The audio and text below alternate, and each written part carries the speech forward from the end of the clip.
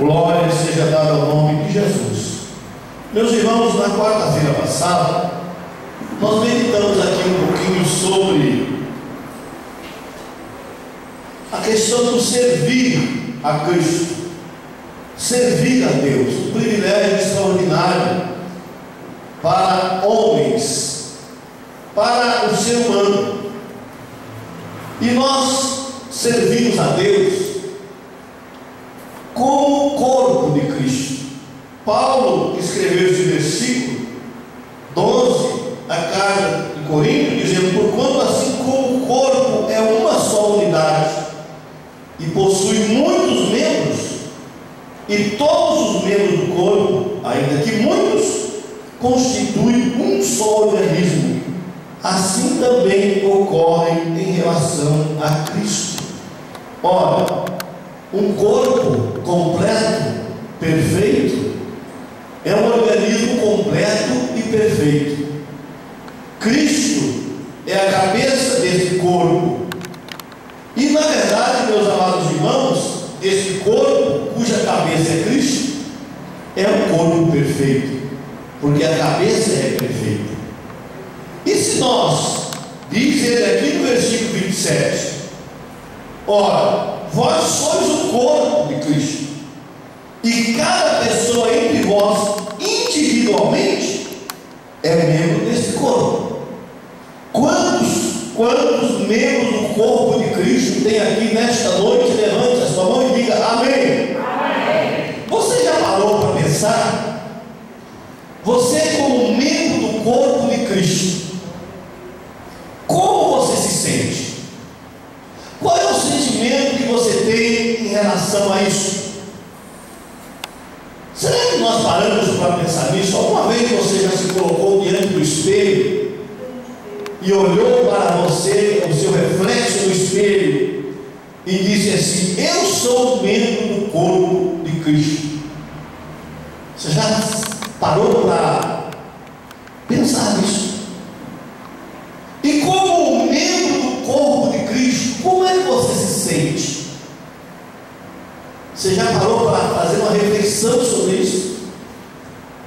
Sabe, meus amados irmãos, esses versos que Paulo escreve aos irmãos da igreja de Corinto despertam uma grande responsabilidade, porque na verdade a cabeça que rege o corpo é responsável pelas ações desse corpo, ou não é? Você é responsável pelos seus atos, sim ou não? Sim. Todos os seus pensamentos, a sua fala, todas as suas ações, toda a sua posição, eu sou responsável por isso. Você é responsável por isso. Agora pensemos nós a responsabilidade que a palavra de Deus coloca sobre nós. Nós somos membros do corpo de Cristo. Logo, nós todos, quando membros do corpo de Cristo, somos regidos pela cabeça. Quem é a cabeça? Cristo. Aí você pensa, e você só levanta o seu braço, ou você só fala, ou você só pensa, ou você só anda, ou você só faz qualquer coisa, se a sua cabeça ordenar. Sim ou não? Sim. Dicionário que você vai fazer, se você vai falar, se você vai ficar quieto, se você vai andar, se você vai parar, se você vai levantar ou sentar, tudo isso está a comando da cabeça. E a cabeça da igreja é Cristo. Então a igreja, ela só anda, ela só vive, ela só se manifesta, ela trabalha, ela faz qualquer coisa, ela faz tudo cuja cabeça aciona para fazer. Agora pensemos nós que nós somos membros desse corpo. Nós particularmente não somos o corpo, mas somos membros desse corpo, porque como corpo nós só somos assim quando somos um todo. cada um de vós sois particularmente membro do corpo de Cristo. Imagine você, meu amado irmão, que você fala assim, irmã Silvia, diga assim: braço, se levante. O que acontece no seu braço? Levanta ou não? Só se for um braço pequeno, né, você? Se não for, significa dizer que não está havendo um entrosamento entre a cabeça e este membro chamado braço. Já pensou se eu penso aqui que eu tenho que levantar o braço para apanhar alguma coisa que está lá em cima, né? A senhora estará diante do seu armário e o objeto, o que você precisa, está lá em cima, né? Você não fala para o braço levanta, fala? Não, você simplesmente pensa: eu preciso pegar aquele objeto. Automaticamente o seu braço já se estende para o objeto sem você dizer uma só palavra. Será que acontece assim com Cristo e nós?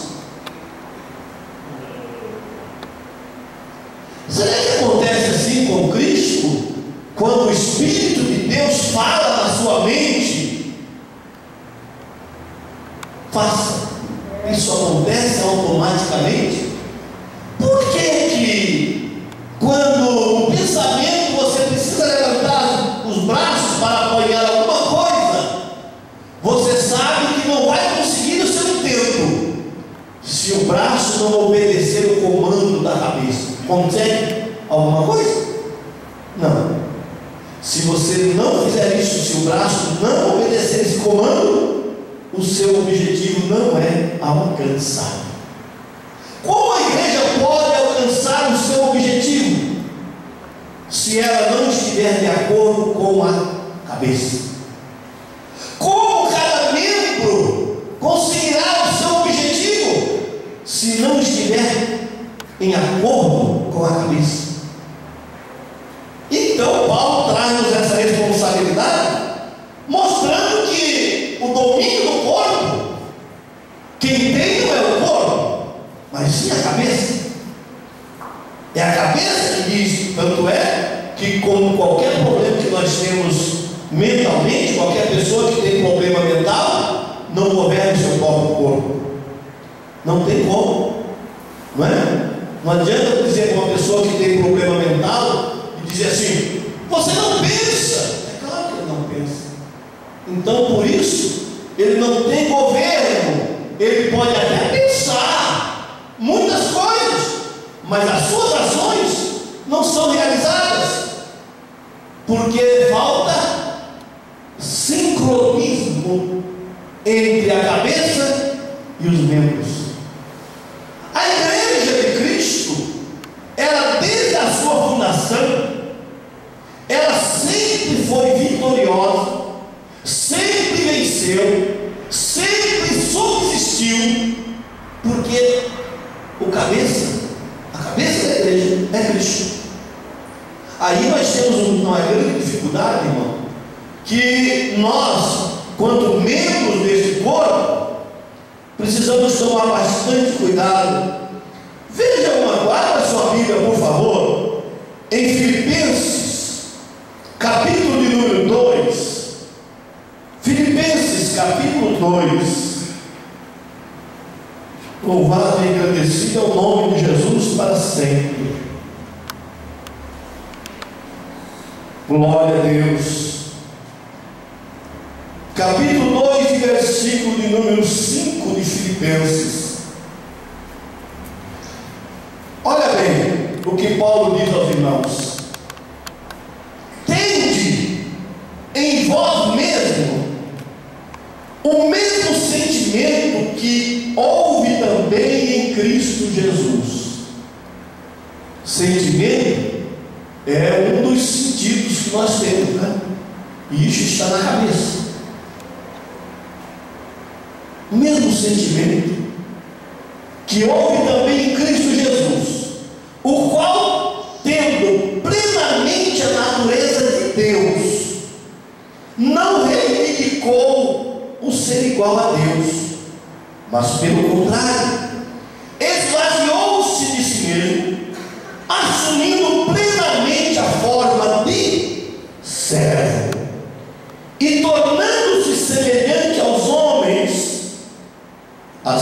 na forma de homem, humilhou-se a si mesmo, entregando-se à obediência até a morte e morte de cruz. Vamos pensar um pouquinho, irmão. Vamos pensar um pouquinho. Aqui nós estamos falando de Cristo, cabeça da igreja, aquele que governa a igreja, que rege todas as coisas. Só que quando Paulo fala desse texto, está falando a relação entre a cabeça e o objetivo que o corpo tem que alcançar. Ele é o cabeça, mas o corpo todo tem que acompanhar a cabeça, senão não se alcança o objetivo.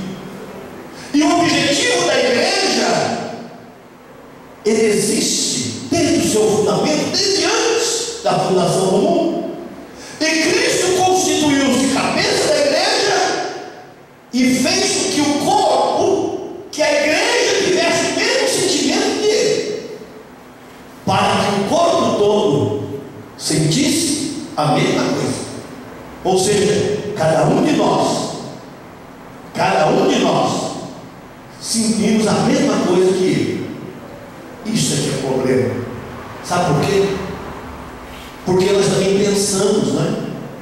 Nós também temos sentimentos diferentes. Nós também somos humanos. Nós também temos liberdade de fazer aquilo que queremos ou que não queremos. E aí, aqui, Paulo coloca uma palavrinha que é o segredo da vitória de Cristo no seu propósito em relação à igreja. Paulo diz que ele não se usurpou ter ou ser Deus. Ele não se importou da sua divindade. Por um momento, ele parou de pensar: eu não posso pensar agora que sou Deus. Ainda que eu seja, ainda que eu sou, neste momento, não posso pensar tal qual. Neste momento, eu tenho que ser o servo, porque eu preciso ensinar que o corpo precisa servir. Este é o grande ensinamento de toda a história, que é a única vez, irmãos, que a gente vê o maior servir o menor. Você já viu isso por aí? E Jesus falou isso. Todos estavam à mesa sentados. Jesus pergunta para o discípulo: olhem para isso, quem vocês acham que é o maior? Quem está à mesa ou quem está servindo? Aí as pessoas, lógico, né? Quem você diria que era o maior? Você já viu algum maior servir o menor? Não, né? Normalmente quem está à mesa é o maior, não é? E quem serve é o menor, não é? E aí eles responderam igual eu e você responderia. Mas ele disse assim: pois é, mas o Filho do Homem veio para servir. Ou seja, eu deveria estar à mesa. Eu deveria, porque eu sou o maior. Mas todavia, eu não vim aqui para ser o maior. Eu vim aqui para mostrar a vocês que nós só conseguiríamos chegar no nosso objetivo, só conseguimos chegar no propósito que o Pai quer, se nós nos colocarmos para servir aos outros, e não que nós sejamos servidos pelos outros. Este é o grande conflito da humanidade. Ninguém quer servir. Todo mundo quer ser grande. Todo mundo quer ser servido. Todo mundo quer ser visto como maioral. Ninguém gosta de ser visto por baixo. As pessoas querem ser vistas por cima. Porque ser servido é muito mais importante do que servir. Isso na nossa visão. Mas na visão de igreja é totalmente o contrário. Se nós olharmos para a pirâmide do mundo administrativo, ela tem uma base, não é? Cujo topo lá em cima é o maioral, não é? Mas na igreja é o contrário. Na igreja a gente vira a pirâmide aos contrários. Porque na igreja, quem pensa que é grande É porque quem pensa serve os outros. E esse é o grande problema que nós temos. Nós não gostamos de servir, nós não gostamos mais de ser servido. E aí, quando nós olhamos para esses versos que nós vemos aqui nesse versículo, Deus se fez homem. Depois de tornar-se homem, se despiu da sua divindade, e depois de tornar-se humano, se despiu das grandezas humanas e se tornou inferior, o mais digno, para mostrar, para chegar ao objetivo que essa igreja tem que chegar. Todos os membros precisam aprender que o outro é mais importante do que ele. Isso não é fácil, né? Fala a verdade. É fácil. Aí a Bíblia diz, Jesus nos ensina, então, considerai uns aos outros superior. Isso é fácil? Não. Por isso Cristo é a cabeça da igreja, para ensinar os membros do corpo que o mais importante, sabe qual é a coisa mais importante deste braço aqui? É que ele tem ele aqui para ajudar, tem esse outro aqui para ajudar. Sabe? Você já experimentou passar um dia sem usar o braço? Então amanhã você faz um teste, amarra o seu braço, põe ele assim no corpo e amarra, e passa o dia inteiro sem usá-lo. Aí quando for de tarde, você vai ver quanto que vale o seu braço. É verdade. Passe o dia inteiro com a perna presa, sem poder pôr no chão, e passe o dia sem uma perna, e você vai saber quanto vale a sua perna. Vede no olho e passa o dia todo com ele vedado. Como é bom quando você vai no oftalmologista e chega lá e fala: olha, esse olho teu tem que ficar aí tampado pelo menos por uma semana. Você fica feliz, fala a verdade. Fica bom, filho? Aí quando você tira, que alívio. Quanto vale esse olhinho, né? Que tem dia que nem me lembro dele. Assim é o corpo de Cristo.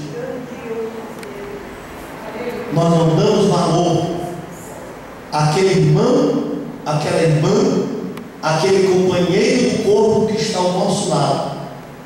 Não damos valor a ele. Muitas vezes não sentimos falta dele. Não sentimos falta. Como se ele não fosse nada para nós, não significasse nada. Mas Jesus ensinou justamente o contrário.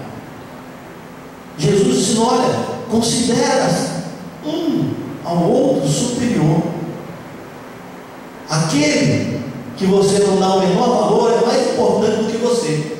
Então vamos pensar no seguinte: se você não vê valor nenhum no outro, e ele é mais importante do que você, quanto você vale mesmo? Já parou para fazer esse pensamento? Não faz diferença nenhuma. Irmão fulano não significa nada para mim. O irmão fulano nem me lembro. Ou seja, não significa nada. Bom, segundo as palavras do mestre, se eu nem me lembro do pastor, nem me lembro. Sabe quando? Você sabe que eu só me lembro quando eu te vejo, irmão? É Deus. Quanto ele vale para mim? Se eu me lembro dele só quando vejo, quanto é que ele vale? E ele é maior do que eu, quanto é que eu valo? Se eu não valo nada, eu valo mesmo que ele. Mesmo que nada é o quê? Aleluia, Deus.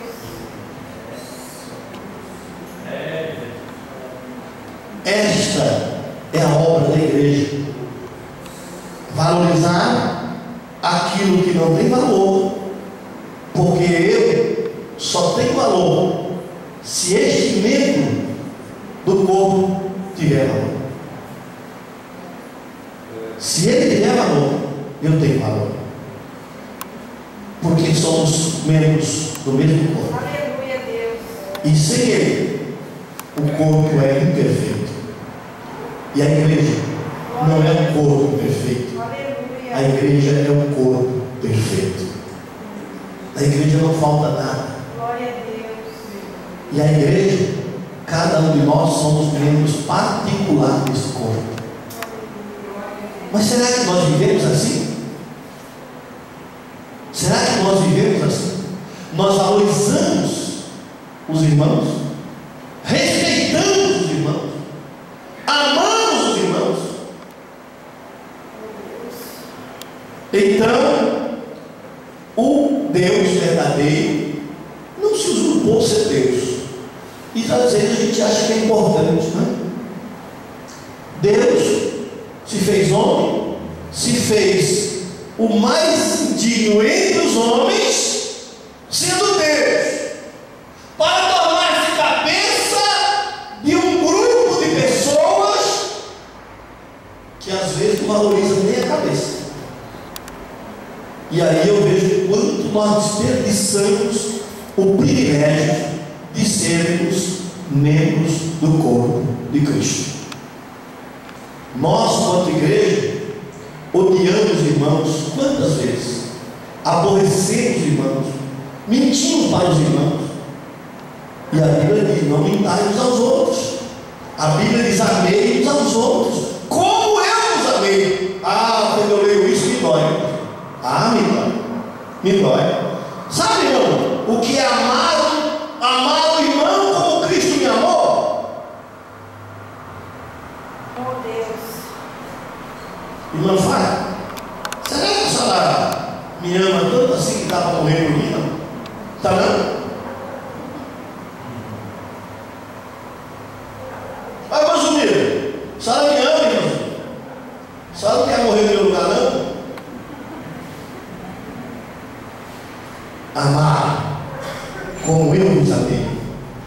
E aqui Jesus não pede nem que a gente morra pelo outro irmão, não. Não é isso que ele quer, até porque não resolve nada. A irmã Fábio vai morrer por mim, a irmã Zumira morrer por mim, eu morrer por você. Não resolve nada.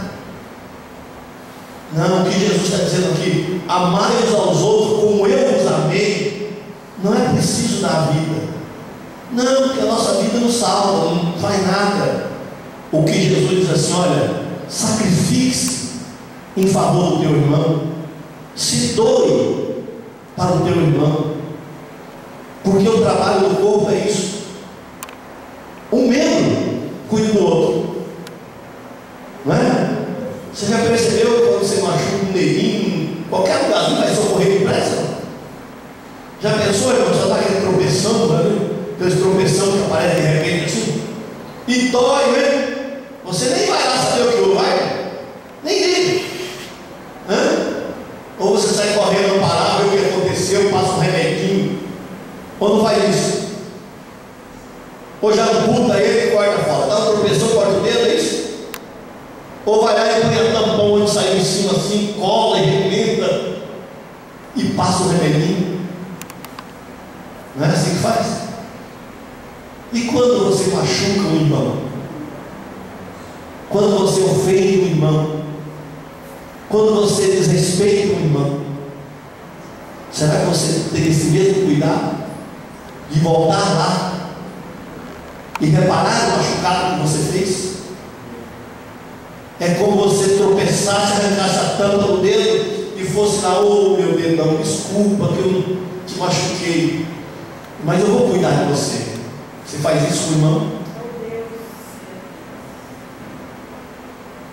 Amar o membro do corpo como se fosse a mim mesmo. É isso que a cabeça faz quando nós machucamos um dos nossos membros. Pede urgentemente que nós o socorramos. Isso é o corpo de Cristo.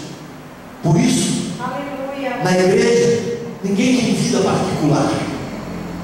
Na igreja nós cuidamos uns dos outros, nós nos importamos uns com os outros. Isso é igreja, isso é corpo de Cristo. Mas será que é isso que nós vivemos? Então, abra sua Bíblia aí em Gálatas 2:20. Vejamos aí um crente sob o domínio de Cristo. Gálatas 2:20.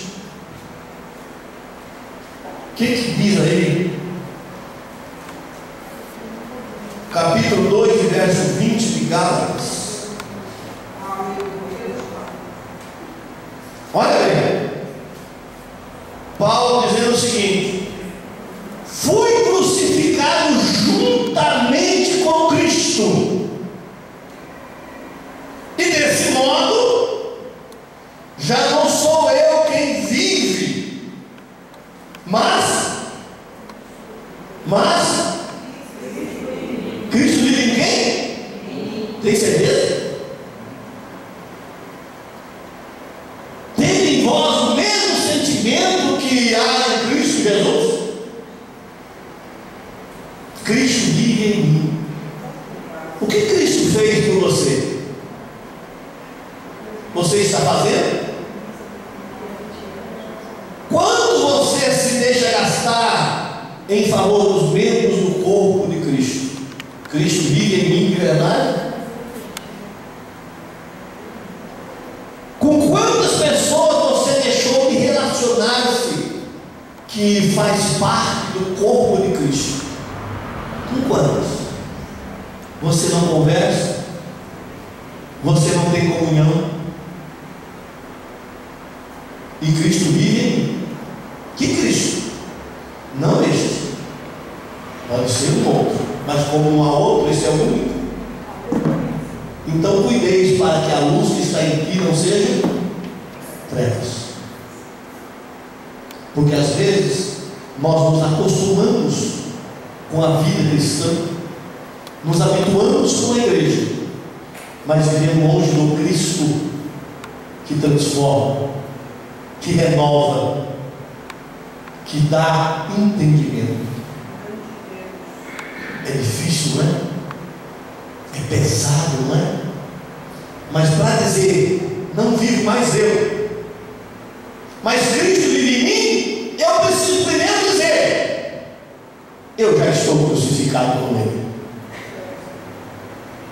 Paulo começa esse verso dizendo: já estou crucificado com Cristo, e desse modo, se eu estou na cruz com Ele, eu já não sou eu mais quem está vivo, mas Cristo vive em mim.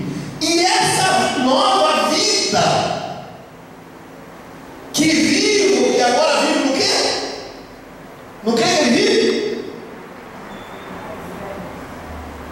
E a vida que agora vivo na carne, ou seja, no corpo. Essa vida que agora vive no corpo ou na carne, vivo exclusivamente pela fé. Vivo só na fé. E o que é fé? O que é fé? Fé é o firme fundamento das coisas que se não vê, e a certeza das coisas que se esperam. Ou seja, você olha para o irmão, olha para o irmão, olha para o irmão, e o que é que você está vendo? Ah, não, aqui está o pastor José. Tá, não, aqui não está. Aqui está o membro do corpo de Cristo. Eu creio pela fé que isto é o membro do corpo de Cristo. Porque se eu enxergá-lo assim, eu não vou tratá-lo como José, não vou tratá-lo como Maria ou como Francisca, vou tratar como membro do corpo de Cristo. Como é que eu faço com o membro do corpo de Cristo? Se alguém te desse alguma coisa, qualquer coisa, e dissesse assim: olha, eu vou entregar isso aqui para você, isso aqui é o membro do corpo de Cristo, o que é que você faria com isso?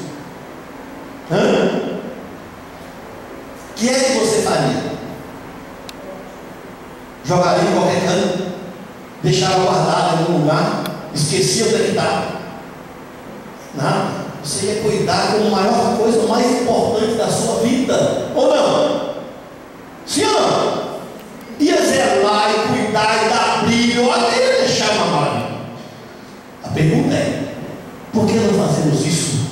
com o que é real, com os membros do corpo de Cristo. Vivendo pela fé mesmo?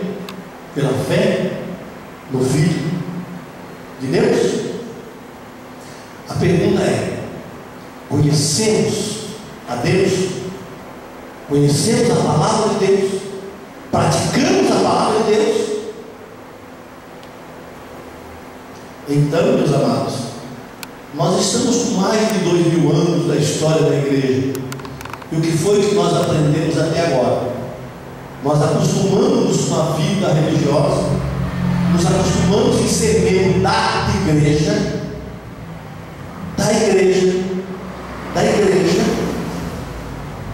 e será que nós aprendemos a ser membro do corpo de Cristo?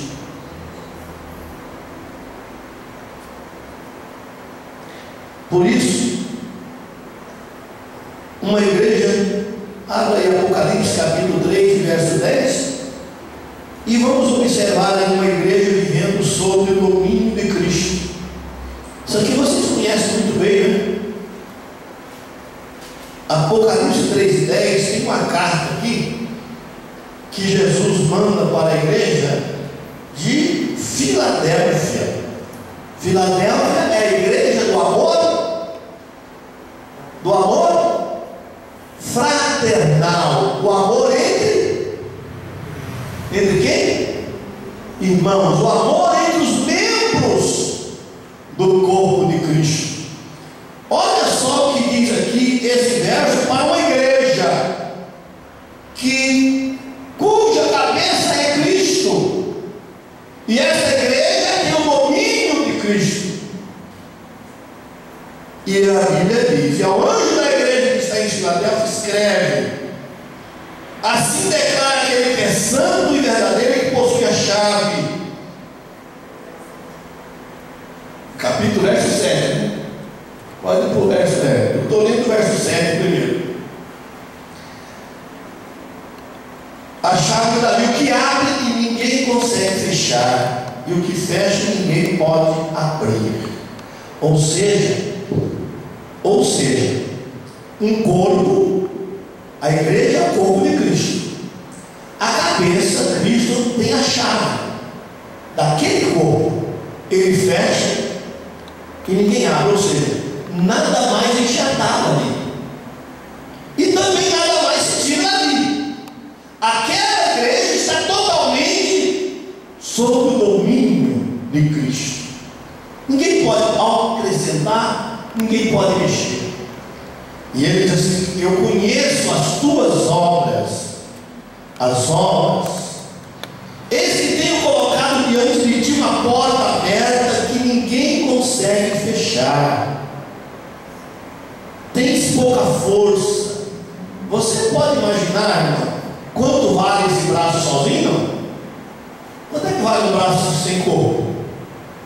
Quanto é que vale? Serve para alguma coisa? Não serve, né? Eu falei para os irmãos prender um braço só, já ninguém gostou, mas por misericórdia. Os 2 braços já não deu conta, imagina um, né? Então vocês veem que um membro sozinho não vale nada. E então diz aqui: tens pouca força, mas obedeceste a minha palavra e não negaste o meu nome. Farei eu da sinagoga de Satanás os que se dizem judeus e não são, mas mente, sim, farei que venham adorar prostrado a teus pés e saibam que eu te amo. Porque deste atenção à minha exortação, quanto a suportar os sofrimentos com paciência. Verso 10 diz aí: com guardar a palavra da minha paciência. Isso aí gera sofrimento. Sabe quando é que tem que sofrer? Para suportar uns aos outros. Sabe quando a gente tem que sofrer?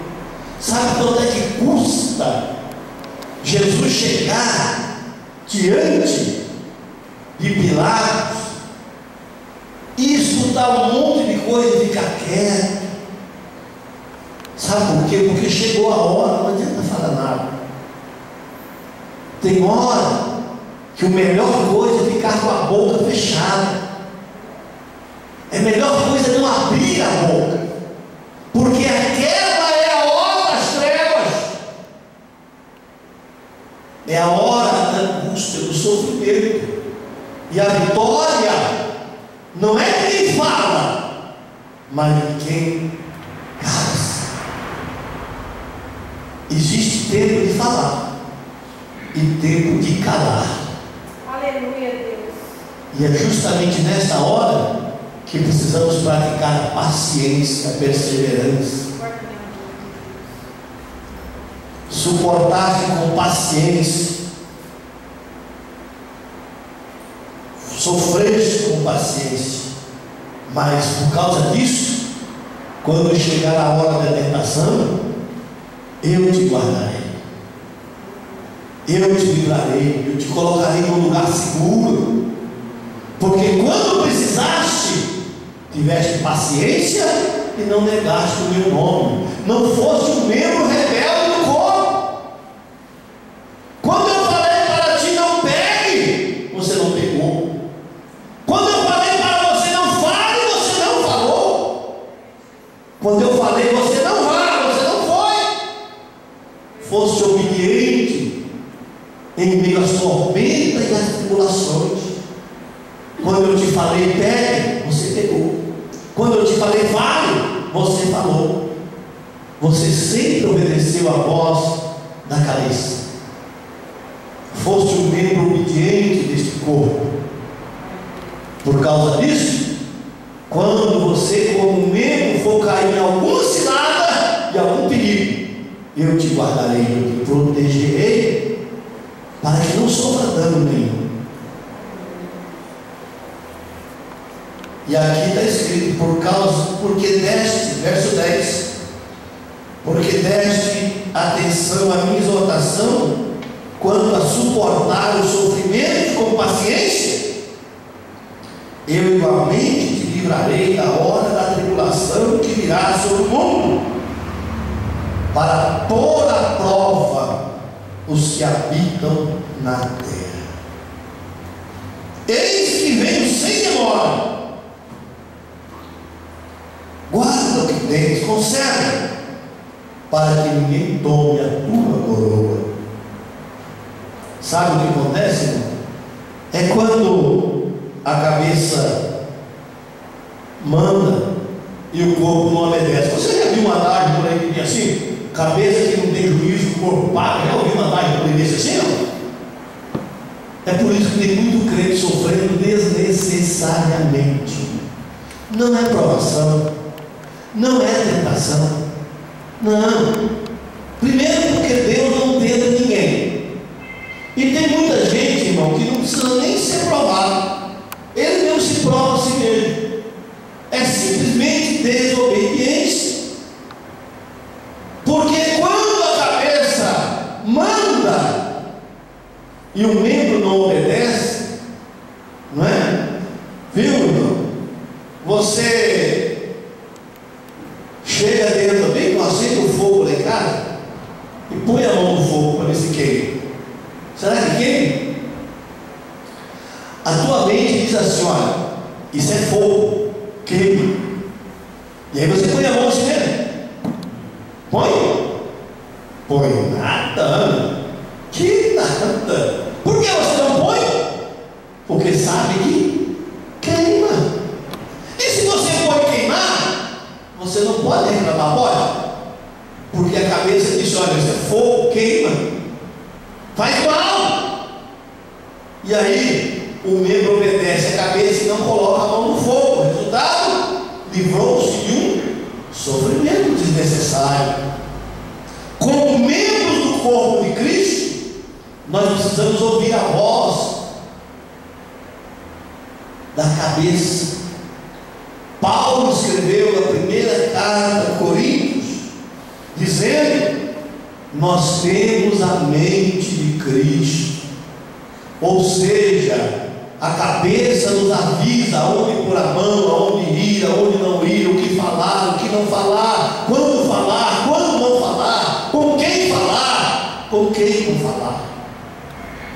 E aí o corpo, a Bíblia diz que é o corpo que vai crescendo bem ajustado.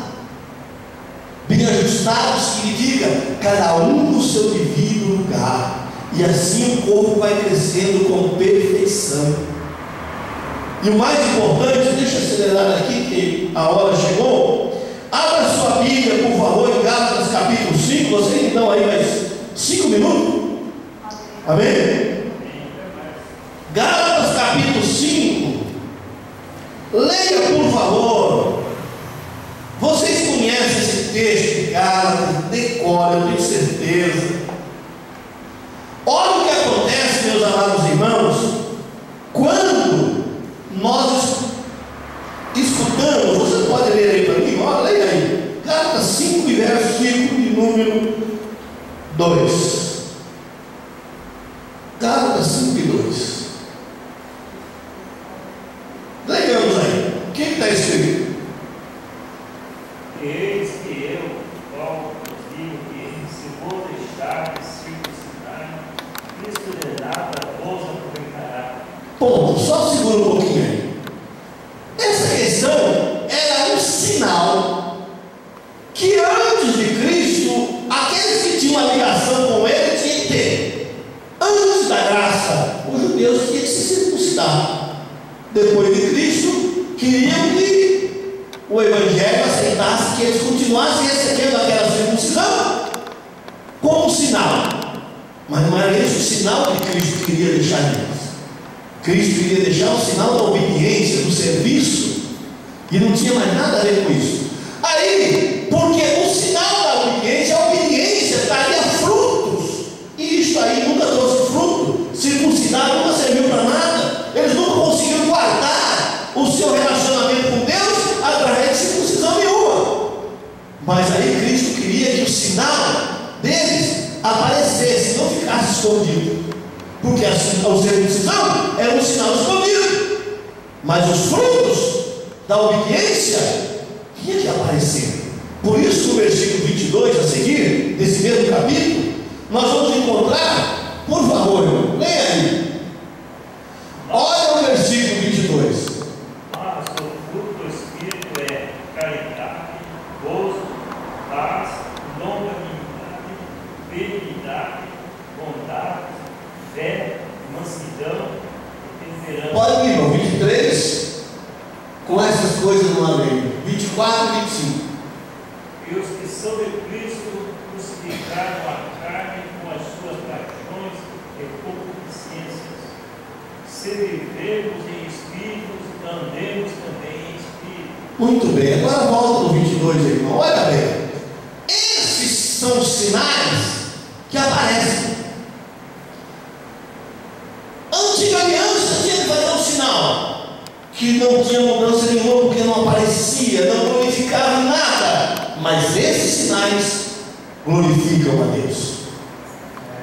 Esses frutos glorificam a Deus. Você sabe como esse fruto aparece? Esses frutos não aparecem na cabeça. A cabeça é Cristo. Esses frutos aparecem no corpo. Quem é o corpo? Quem é o corpo? A igreja. Esses frutos aparecem no corpo. E aí, esses frutos aparecendo no corpo, Paulo escreve um negócio interessante, irmão. Quem é que primeiro recebe alegria por esses frutos? Por favor, leia aí comigo 2 de Timóteo, capítulo 2, verso 6.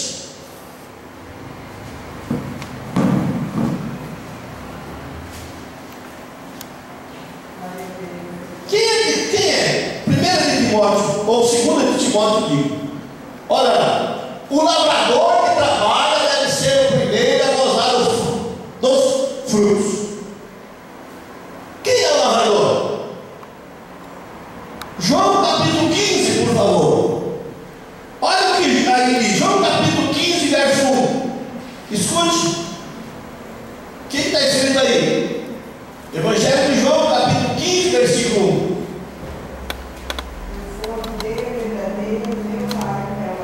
Quem é a videira verdadeira? Quem é? Deus. Quem é que goza primeiro do fruto? Nós vemos lá atrás de Timóteo. É o lavrador. E quem é o lavrador? Então, quando eu e você produzimos frutos, Deus é quem recebe a glória. Porque quando eu e você fazemos o que fomos ensinados a fazer, quando eu e você praticamos aquilo para o qual fomos chamados a existir, as pessoas não dizem assim: glória a Rosa, glória a Deus, glória a comida, glória a mim. Não, ele diz glória a Deus. Porque o lavrador que deu os dons, os frutos para que nós produzíssemos, ele recebe a glória. Então nós produzimos o fruto que a cabeça rege. Eu sou a videira, disse Jesus. Mas espera um pouco. A videira, é por isso que o verso seguinte, pode ver o verso 2, que nós aqui somos chamados de ramo, de vara. A cabeça, a videira verdadeira, ela tem vara, tem ramos. E esses ramos, braços, boca, esses são os ramos da videira, são os membros da videira, e são eles que produzem frutos. Todo ramo, toda vara em mim que não dá fruto, quem é que dá fruto? Quem é que dá fruto? As varas. O que faz com a vara dar fruto? O que faz com a vara? Olha lá. Toda vara em mim que não dá fruto, o que faz? Corta. Esse braço está produzindo alguma coisa? Para que serve? Serve para alguma coisa? Quer cortar ele? Não quer não? É útil? Esse braço aí é útil? Então você cuida dele